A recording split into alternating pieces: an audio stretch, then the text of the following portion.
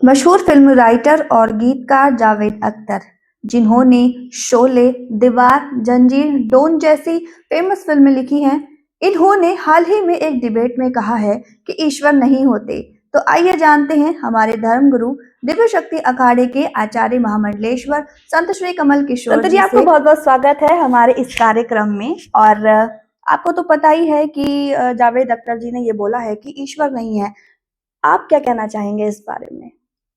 Debate दो के बीच में हुई है, बिल्कुल, जावेद अख्तर के बीच में और साथ ही साथ एक मौलाना जी के बीच में।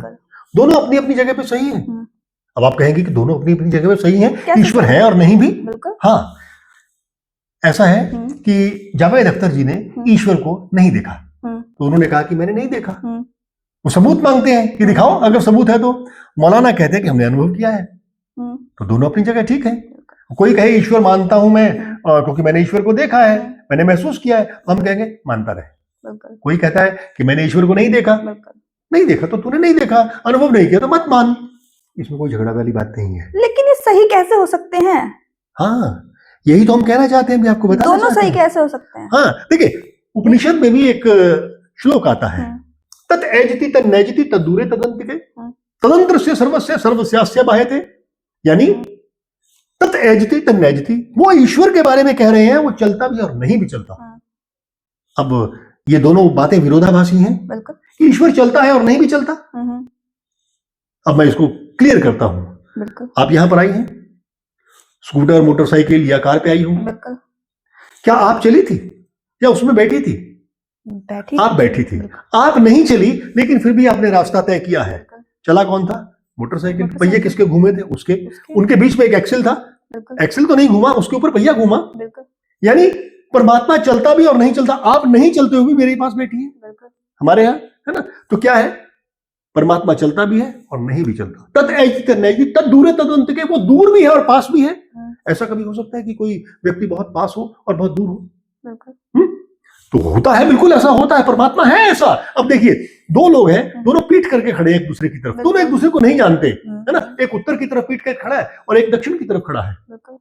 अगर उन दोनों को आपस में मिलना है, वो सीधे चलते चले जाए तो पूरी पृथ्वी का चक्कर लगा के आएंगे, तब आमने सामने होंगे। तो इसका मतलब बहुत दूर है वो, क्योंकि वो एक दूसरे को नहीं जानते लेकिन मिलना चाहते हैं। और अगर वहीं वो एड़ियों में घूम जाए, एक दूसरे के आमने सामने आ जाए, तो बिल्कुल पास में है। इसी तरह से परमात्मा पास भी है और परमात्मा बहुत दूर भी है।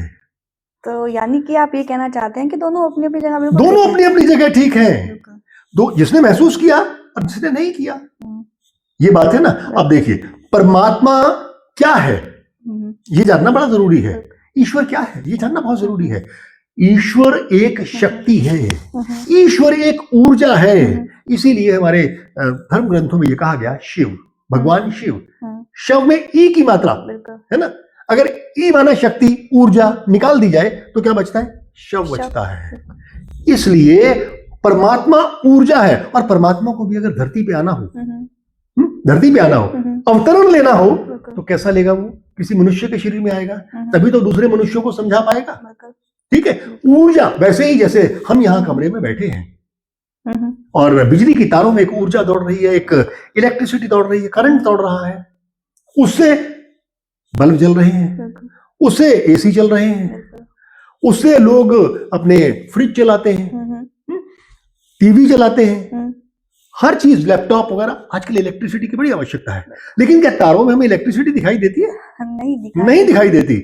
लेकिन वो है तो सही। उसको महसूस करने के लिए क्या करना पड़ता है? हमें स्विच ऑन करने पड़ते हैं, स्विच ऑन करने पड़ते हैं। और अगर कोई दोनों तारों को पकड़ के खड़ा हो जाए, देखता हूँ नेगेटिव किधर है पॉजिटिव किधर है, तो उसे अच्छी तरह पता चल जाएगा। तो अच्छी तरह पता चल तो परमात्मा है या नहीं है, यानी इलेक्ट्रिसिटी है ना, अनुभव कर लेगा, वो अनुभव कर लेगा। अब देखिए, हवाएं चल रही हैं, आप हवा को महसूस करती हैं, हम भी महसूस करते हैं, लेकिन हवा को क्या देख सकते हैं? नहीं। अब जावेद अख्तर जी अगर कहें कि मुझे हवा दिखाओ कैसे होती है, कैसे दिखाएंगे उनको हवा?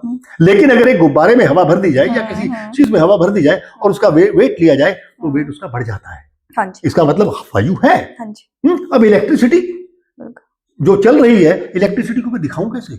ये आंखों से देखने वाली चीज नहीं है। अब कोई कहेगा मुझे इलेक्ट्रिसिटी सुनाओ, कान से कैसे सुनाऊंगा? हाँ, उसके लिए हमें एक म्यूजिक सिस्टम देना पड़ेगा। जैसे आवाज दिखाई नहीं देती, हाँ, आवाज दिखाई नहीं देती, सुन सकते हैं। हर इंद्रियों का अपना अपना एक दायरा है, एक सीमा है उसकी। हमारी 5 ज्ञान इंद्रियां, 5 कर्म इंद्रियां, इनकी एक सीमा है। भगवान श्री कृष्ण गीता में ये कहते हैं कि हे अर्जुन, तू मुझे नहीं देख पा रहा, तू मुझे नहीं देख सकता। तो कहते जी मुझे, तो आप कौन है मेरे सामने जो खड़े हैं? बोले इससे भी परे की चीज हूं। फिर वो जब उसे दर्शन देते हैं, क्या करोड़ों सूर्यों की रोशनी उसके सामने आ जाती है, यानी एनर्जी, लाइट एनर्जी। तब वो कहता है कि बस हो गया, हे प्रभु, चरणों में गिर जाता हूं। उसको दिव्य दृष्टि देनी पड़ती है। दिव्य दृष्टि क्या? अंतर की दृष्टि, बाहर की दृष्टि से काम नहीं चलेगा, अंदर की दृष्टि देनी पड़ती है, तब जाके वो देख पाता है भगवान का रूप। निराकार और साकार दो। अब कई बार झगड़ा होता है कि भगवान निराकार है या भगवान साकार है। तो भगवान तो निराकार है ही है, जो दिखाई नहीं देता, है ना?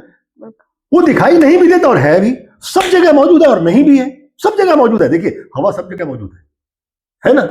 और प्रकाश भी सब जगह मौजूद है। लेकिन अगर कहे कि नहीं है, जो नहीं दिखाई देता, नहीं सुन सकते कानों से प्रकाश को, तो क्या करेंगे?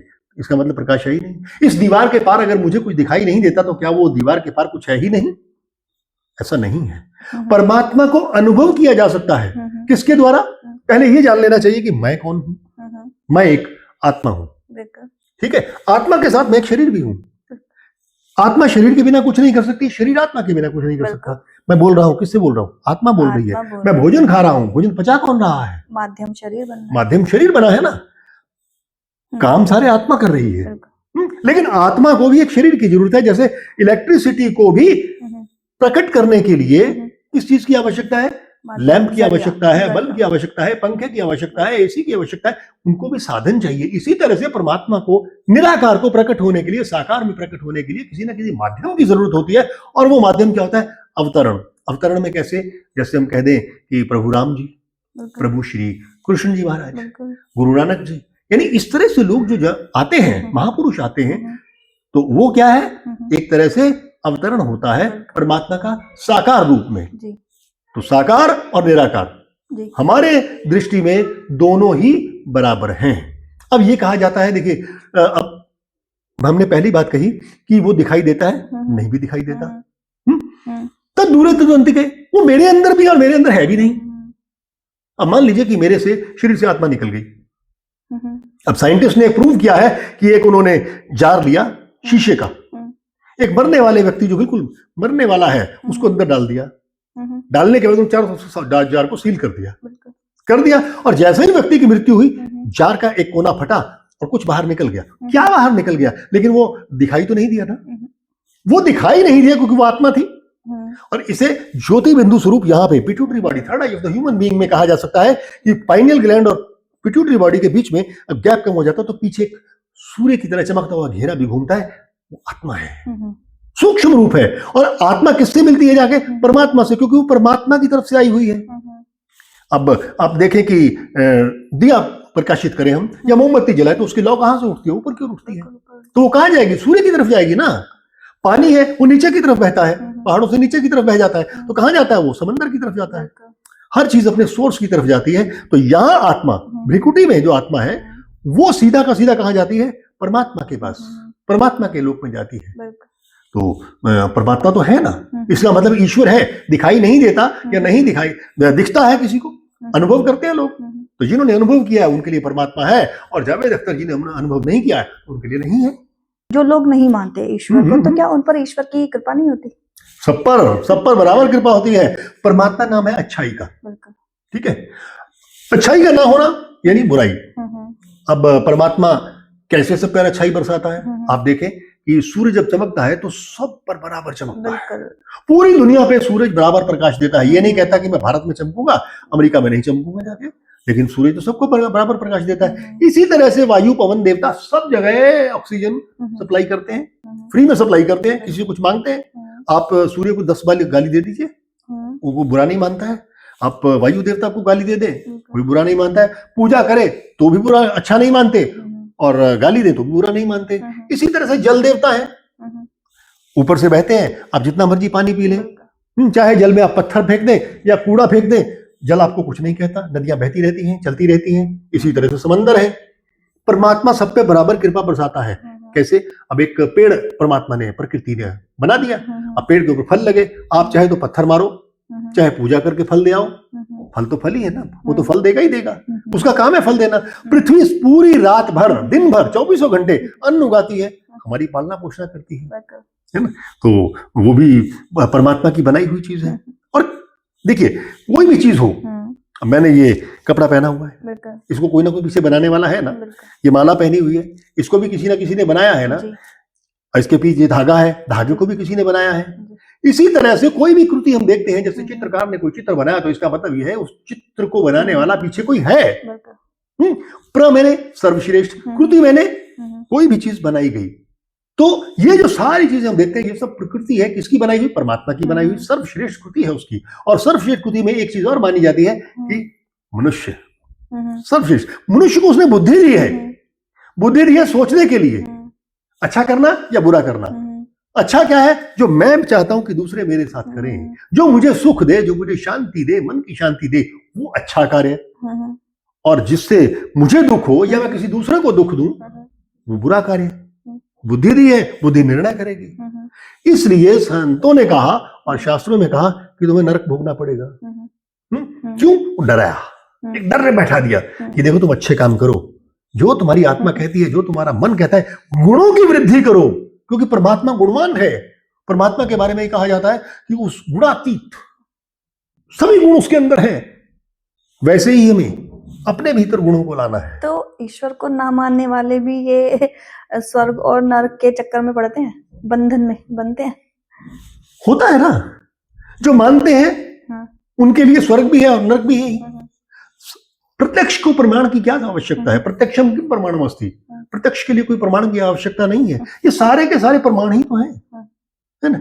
और फिर लोग कहते हैं कि परमात्मा को चमत्कार दिखाए, तो परमात्मा तो रोज चमत्कार दिखा रहा है। एक छोटा सा बीज आप देखें, छोटा सा बीज, उसके अंदर पूरा का पूरा एक वृक्ष छिपा होता है, दिखाई देता है कहीं? नहीं दिखाई देता ना, लेकिन वो प्रकट होता है। समय आने पे आप जमीन में डालेंगे, उगेगा, प्रकट हो जाएगा। अब मट्टी ले ले या रेत ले ले, एक बाल्टी पानी की ले, उसमें डाले, मट्टी नीचे बैठती है या ऊपर बैठती है? मनीषा जी, मट्टी ऊपर रह जाती है, नीचे बैठ जाती है? पानी में नीचे बैठ जाती है।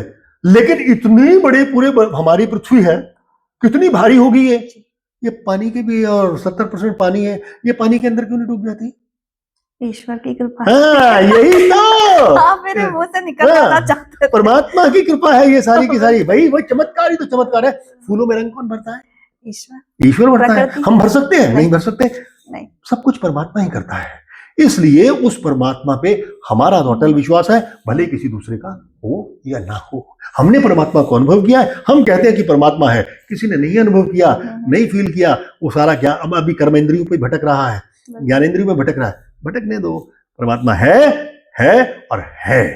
तो सुना आपने, ईश्वर मानने वालों के लिए है और ना मानने वालों के लिए नहीं है। इसमें बहस की तो कोई बात ही नहीं है।